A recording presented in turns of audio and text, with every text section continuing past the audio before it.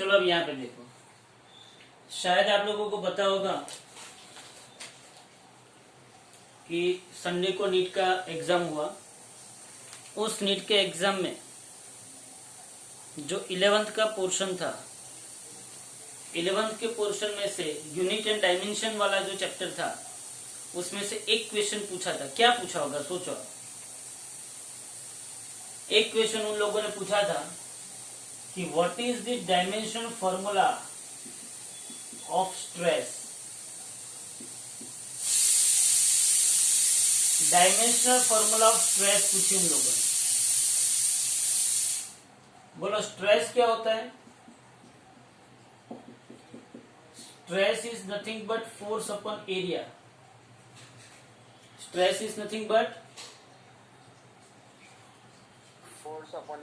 Force का unit क्या होता है, न्यूटन। एरिया का यूनिट मीटर स्क्वायर। न्यूटन मतलब kg metre per second square divided by metre square. Metre metre cut, kg per metre into second square. m1 l-1 t-2। बोला आएगा कि नहीं आएगा। आप ऐसा सोच रहे होगे कि इतना इजी क्वेश्चन नीट में, लेकिन पूछा है। दूसरा क्वेश्चन उसमें पूछा था जो हमारा करंट चैप्टर का है, ध्यान से देखना क्या है। देखो यहाँ पे दूसरा क्वेश्चन, ये एक पुली है, यहाँ पे 4 किलोग्राम का ब्लॉक है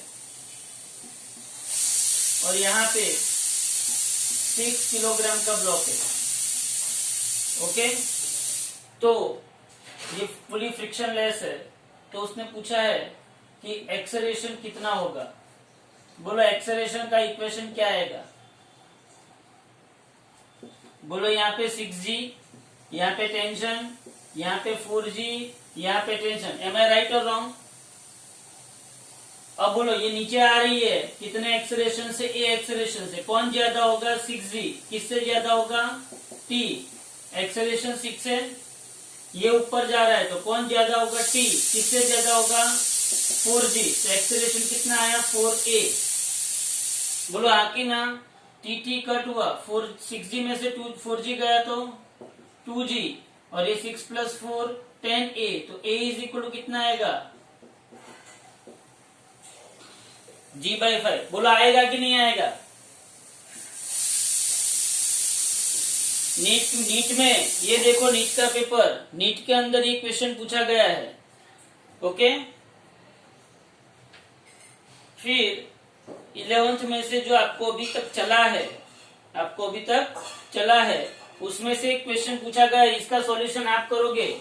सिग्निफिकेंट फिगर में से पूछा, 9.99 में से 0.0099 करोगे तो आंसर क्या आएगा, A 9.98, B 9.980, C 9.9 और 9.9801। बोलो क्या आएगा आंसर। 9.99 में से 0.0099 माइनस किया, इन चारों में से क्या आंसर आएगा, तो ये 00, ये 10 में से 9 गए तो 1, ये 10 में से 9 गया तो 1, ये 0, ये 1, 9.9801। बोलो कितने इसके सिग्निफिकेंट डिजिट कितने हैं,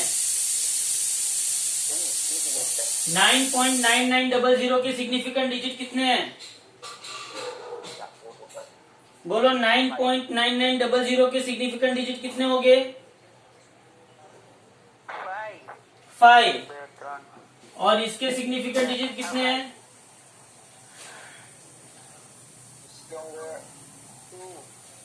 हमने सिग्निफिकेंट डिजिट में याद किया था कि डेसिमल वाला है और 1 से छोटा है, तो पॉइंट के बाद के राइट हैंड साइड और फर्स्ट नॉन जीरो के लेफ्ट हैंड साइड जितने भी जीरो है वो सब सिग्निफिकेंट नहीं है। तो इसमें सिग्निफिकेंट डिजिट कितने हुए, 2। तो बोलो इसका आंसर कितने सिग्निफिकेंट डिजिट तक आना चाहिए,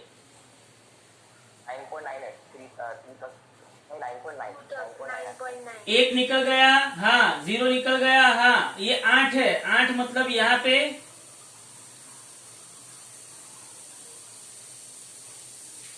बोलो, फिर से बोल रहा हूं, गलती मत करो। क्या आएगा आंसर? 4 ऑप्शन है।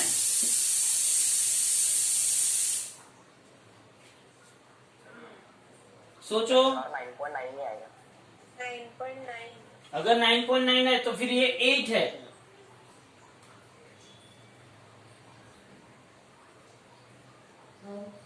सर सिग्निफिकेंट नंबर है ना, खाली 2 सिग्निफिकेंट नंबर है तो सिर्फ 2 सिग्निफिकेंट नंबर है तो 9.9। ये पक्का है ना तुम लोगों का कि ये 5 सिग्निफिकेंट डिजिट है और ये 2 सिग्निफिकेंट डिजिट है?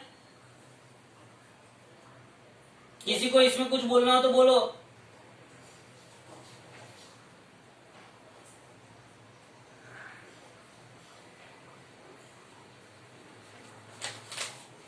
बोलना है किसी को कुछ?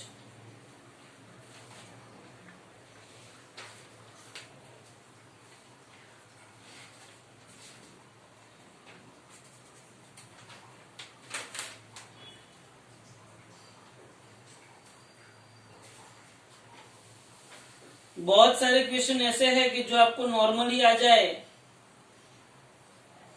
फिर आपको 7th चैप्टर में एक आपको शायद किसी ने चला दिया होगा, टॉर्क का इक्वेशन है, torque is equal to R cross F. बोलो हाँ कि ना?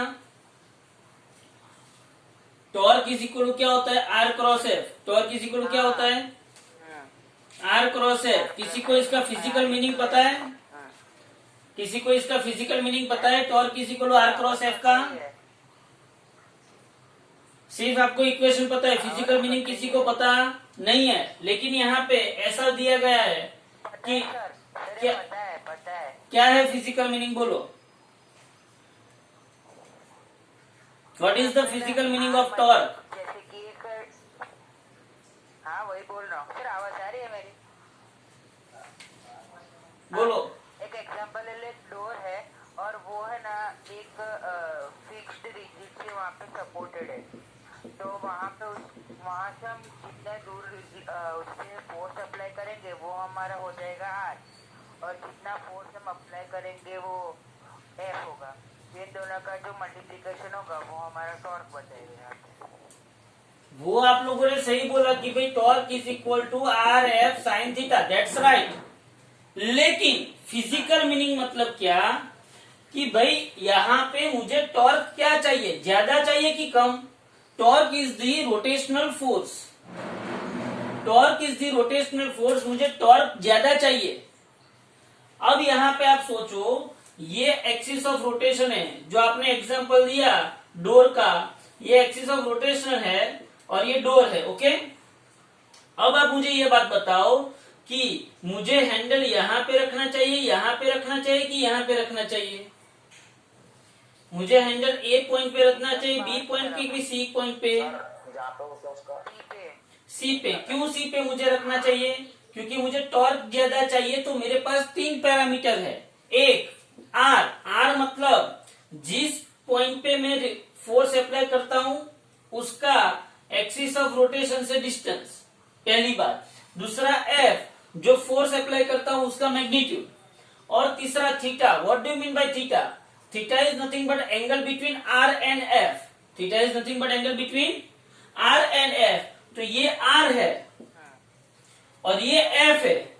तो सीधी सी बात है, आप जब डोर को ओपन करोगे या तो क्लोज करोगे, तो सपोज कि ये डोर है, सपोज कि ये डोर है, तो आप क्या करोगे? उसको ऐसे ही ओपन क्लोज करोगे। तो ये क्या हुआ? एफ की डायरेक्शन, और ये क्या है? आर। अगर दोनों एक दूसरे के परपेंडिकुलर हो गए, क्या हो गए? दोनों एक दूसरे के परपेंडिकुलर, तब साइन 90 क्या हो जाएगा? 1। तब आपको मैक्सिमम टॉर्क मिलेगा। क्या मिलेगा आपको? Maximum torque. मतलब आप कम फोर्स अप्लाई करके, छोटा सा ही फोर्स अप्लाई करके आप आराम से डोर को क्या कर सकते हो? ओपन कर सकते हो। तो यहाँ पे जो क्वेश्चन पूछा है नीट के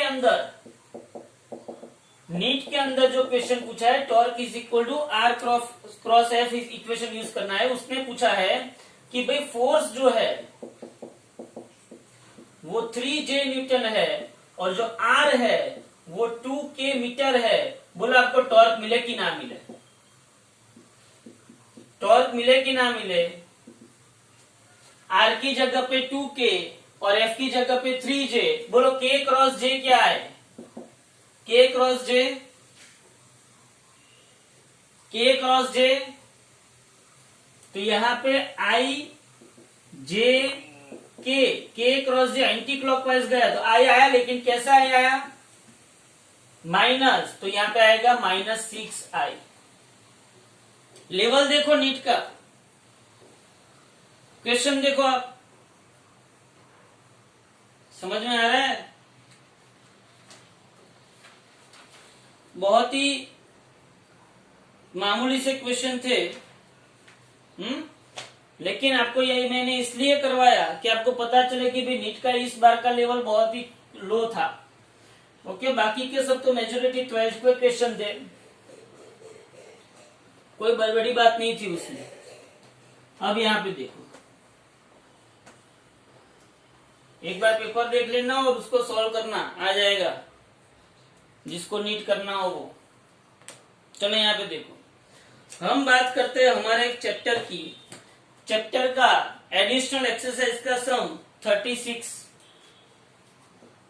एडिशनल एक्सरसाइज का सम है 36। ध्यान से देखो क्या बोला है उसने कि भाई एक ट्रक है, एक क्या है, ट्रक, उस ट्रक में एक बक्सा पड़ा हुआ है, ये ट्रक है, हाँ ये रोड है, ये ट्रक का ओपन एंड है,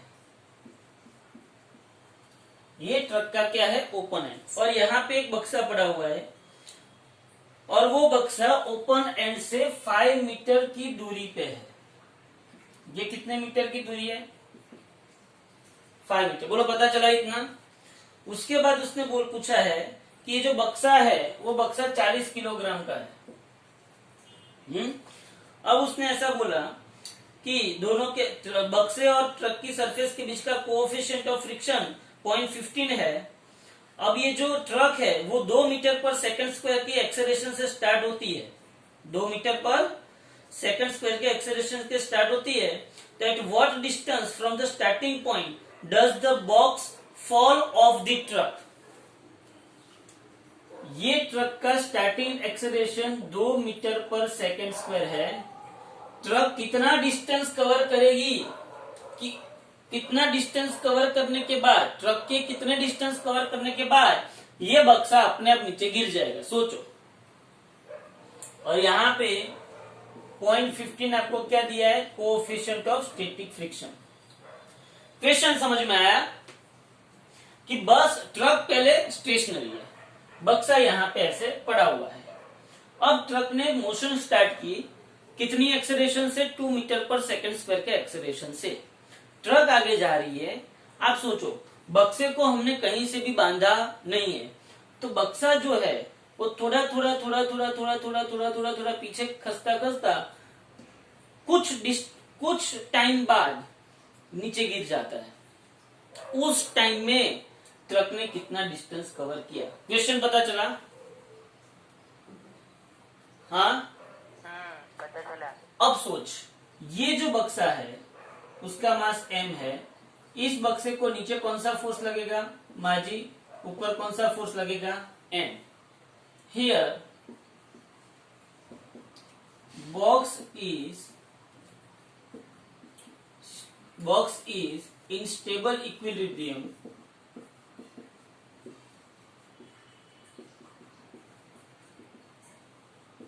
in vertical axis.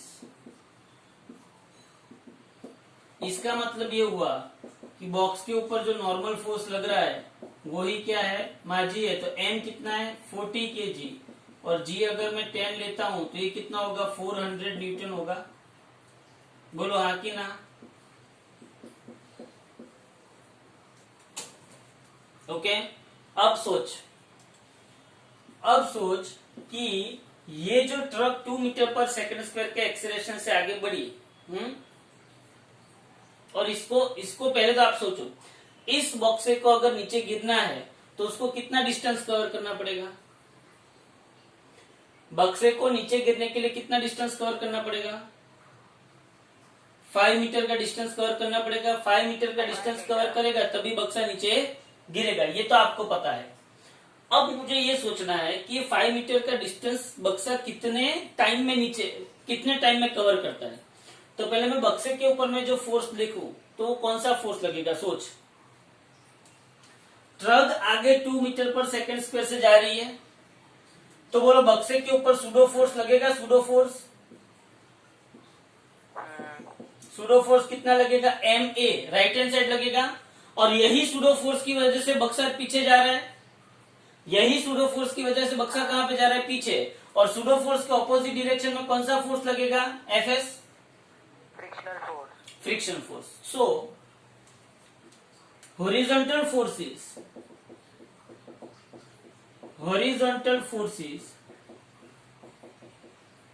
act on a box। पहला फोर्स कौन सा लगेगा,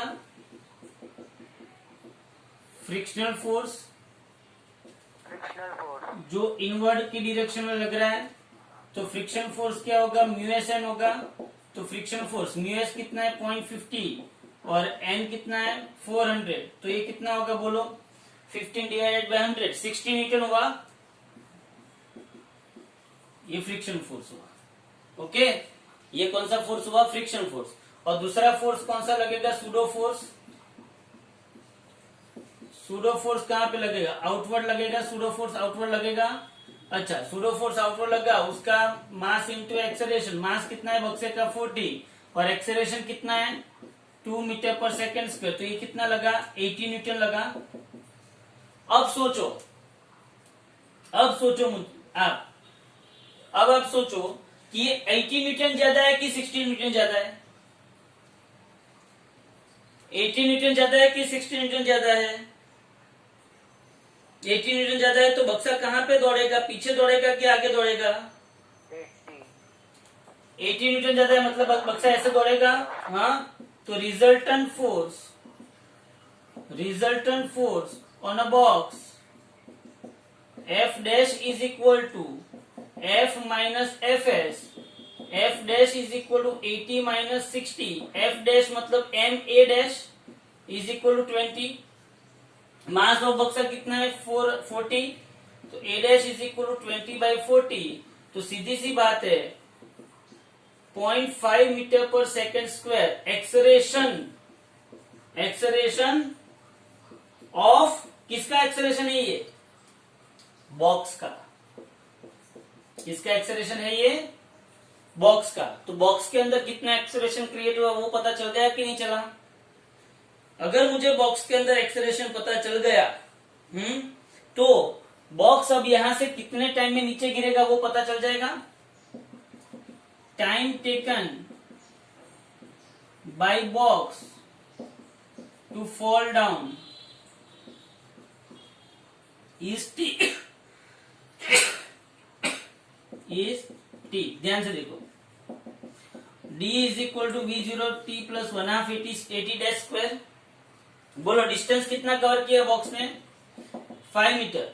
बॉक्स पहले स्टेशनरी था तो इनिशियल स्पीड क्या आई, 0, 1/2, A डैश कितना है 0.5 और ये T स्क्वायर। बोलो 5 is equal to 0.5/2 into T square. बोलो कितना होगा यहाँ पे, 5 is equal to 0.5/2 into T square. तो 5 2 ज़ा 10, 10 is equal to 5/10 into T square. 100/5, 100/5 मतलब कितना होता है 20। तो T square is equal to 20, तो T is equal to √20 second आया। बोलो हाँ कि ना। मतलब बक्से को नीचे गिरने के लिए, किसको, बक्से को नीचे गिरने के लिए कितना टाइम लगा, बक्से को नीचे गिरने के लिए, √20 सेकेंड। अब इतने टाइम में ट्रक कितना चली, distance travelled by truck in time t is equal to √20 second. तो distance v dash is equal to V0T plus 1/2 80 square. बोलो V0 ट्रक का पहले 0, 1/2, ट्रक का एक्सेलरेशन कितना है, 2 और ये √20 का स्क्वायर, तो d dash is equal to 1/2 into 2 into 20, तो d डैश इज इक्वल कितना मीटर आया? 20 मीटर। बोलो पता चला कि नहीं चला? अगर आप यहाँ पे G 9.8 लोगे, क्या लोगे? G 9.8, तो आपको समथिंग 18 पॉइंट समथिंग आपको आंसर मिलेगा। मैंने G कितना लिया है? 10। बोलो पता चला? मैंने क्या किया? पहले बक्से का एनालिसिस किया। बक्से को नीचे mg लग रहा है, ऊपर क्या लग रहा है? n। बक्से को नीचे क्या लग रहा है? mg, और ऊपर क्या लग रहा है? n। तो n is equal to mg। तो मुझे पता चल गया कि नॉर्मल फोर्स कितना लग रहा है। फिर मुझे ये पता चला कि ट्रक आगे जा रही है, तो बक्से के ऊपर पीछे क्या लगेगा? सूडो फोर्स लगेगा। तो सूडो फोर्स लगेगा पीछे, तो इनवर्ड की डायरेक्शन में क्या लगेगा? Friction force. तो मैंने पहले क्या ढूंढ लिया? फ्रिक्शन फोर्स, और दूसरा मैंने सूडो फोर्स ढूंढ लिया। सूडो फोर्स के अंदर m इंटू ए 40 इंटू 2 80 आ गया। तो ये 80 ऐसे लग रहा है और 60 ऐसे लग रहा है, तो 20 रिजल्टेंट लगेगा। तो मुझे बक्से के अंदर जनरेटेड एक्सेलरेशन मिल गया। अगर मुझे बक्से के अंदर जनरेटेड एक्सेलरेशन मिल गया, तो time taken by box to fall down, मुझे टाइम मिल गया बक्से को यहाँ आने के लिए कितना टाइम लगेगा वो, और उतने टाइम में ट्रक ने कितना डिस्टेंस कवर किया वो। बोलो पता चला कि नहीं चला? क्लियर? तो स्क्रीनशॉट ले लो इसका। Yes sir. ओके, स्क्रीनशॉट ले लो। 36 नंबर का सम हो गया। उसके बाद 37 नंबर का सम, ध्यान से देखो। ले लिया स्क्रीनशॉट?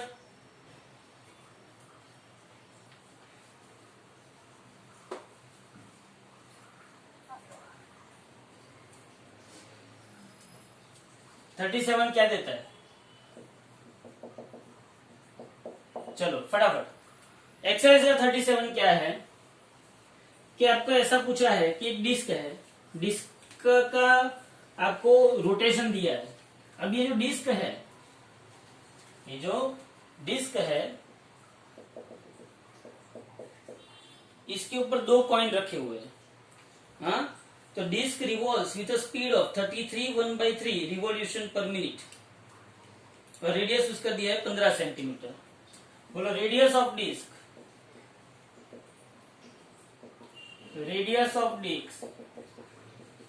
15 सेंटीमीटर, तो 15 इंटू 10⁻² मीटर। और डिस्क ने फ्रीक्वेंसी जो है डिस्क की वो 33 1/3 रिवॉल्यूशन पर सेकेंड है। तो frequency of rotation of disc, rotation of disc 33 1/2 revolution per second. 33 टू जा 66, 66 प्लस 1 67/2 रिवॉल्यूशन पर सेकंड। ये उसकी फ्रीक्वेंसी है। अब उसने क्या पूछा है? 33 1/3 रिवॉल्यूशन पर मिनट। भाई यूट्यूब देख लेना, ये पूरा वीडियो आपको अभी डेली यूट्यूब पे दिखने को मिलेगा। मैं आपको जो भी ले रहा हूं ना वो सब। ओके, यहाँ पे देखो आप, तो यहाँ पे 33 1/3 है और ये रिवॉल्यूशन पर मिनट है। अगर ये 33 1/3 रिवॉल्यूशन पर मिनट है तो बोलो यहाँ पे कितना होगा? 33 3 99, 99 प्लस 1 100/3 रिवॉल्यूशन पर मिनट। अभी मिनट को सेकंड में कन्वर्ट करोगे तो 3 इंटू 60 सेकंड, तो ये कितना होगा? 100/180 रिवॉल्यूशन पर सेकंड। बोलो इतना पता चला कि नहीं चला? अब सोच, ये उसकी फ्रीक्वेंसी है, तो बोलो एंगुलर फ्रीक्वेंसी क्या होगी? ये तो एंगुलर स्पीड क्या होगी? बोलो angular speed omega is equal to क्या होगा? 2πf। 2 पाई कितना है?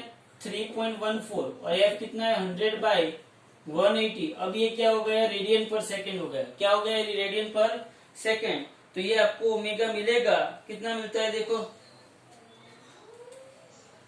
कितना मिलता है ओमेगा। इसको आप सॉल्व करोगे तो आपको समथिंग ओमेगा मिलेगा रेडियन पर सेकेंड। अब ध्यान से देखना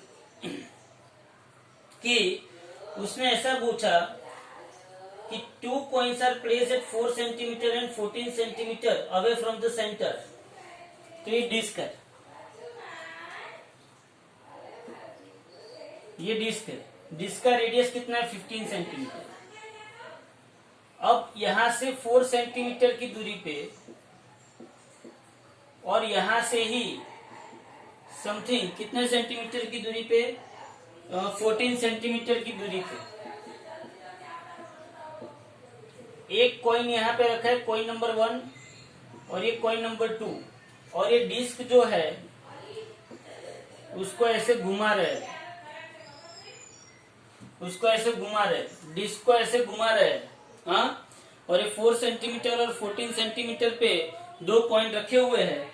तो आपको ऐसा पूछा है कौन सा कॉइन उस पे रहेगा और कौन सा कॉइन गिर जाएगा। आपको सीधी सी पता है कि डिस्क कैसे घूम रही होती है, डिस्क कैसे जब घूमती है, 2 चीज अगर उसके ऊपर रखते हैं तो कोई एक चीज या तो दोनों उड़ जाएगी, या तो एक रहेगी एक उड़ जाएगी, या तो दोनों रहेगी। वो आपने कहाँ पे उसको रखी है उसके ऊपर डिपेंड करता है। बोलो ये पता चला कि नहीं चला?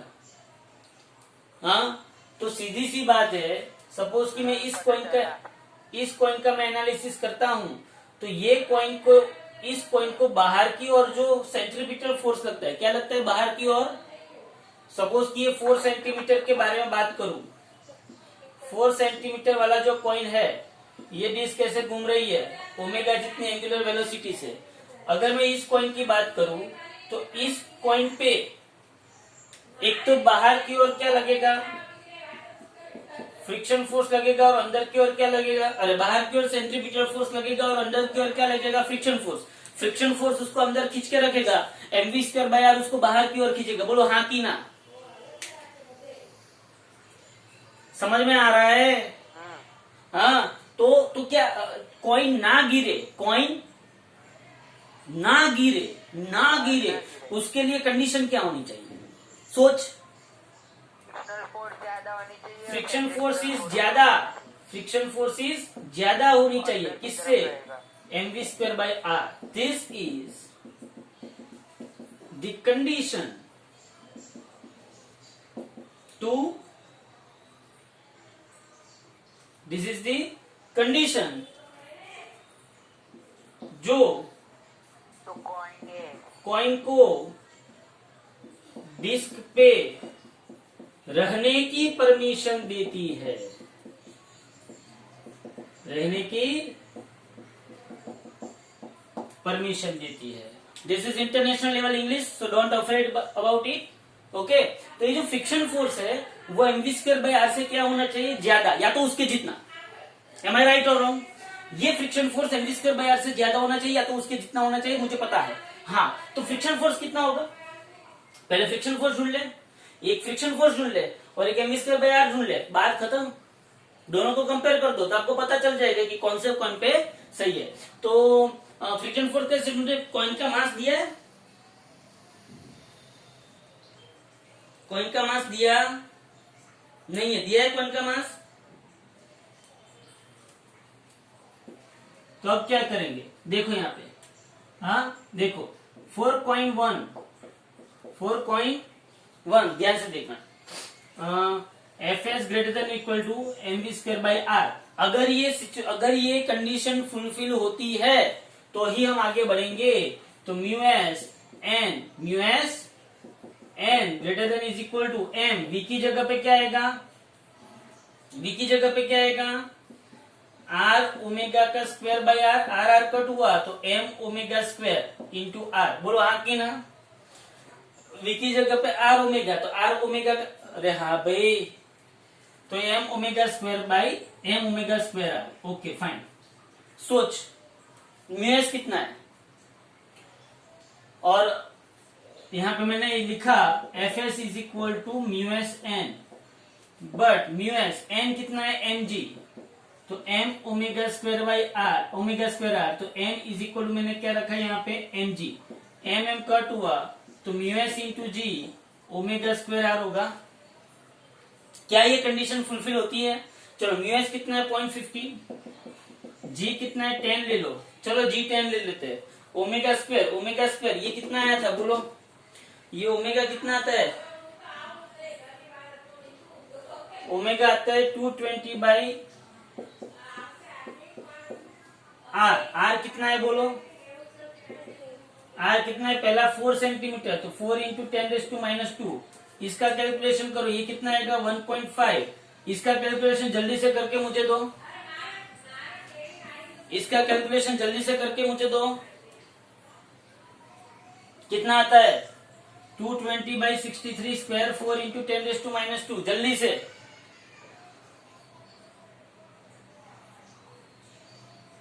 कितना आता है बोलो,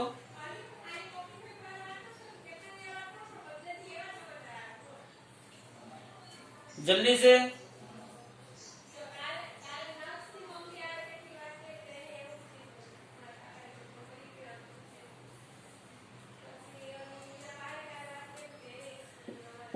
जीरो पॉइंट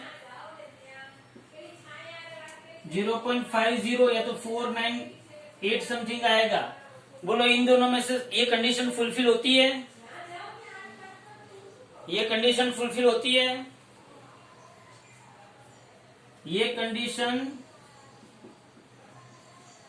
फुलफिल होती है, that is coin 1 will not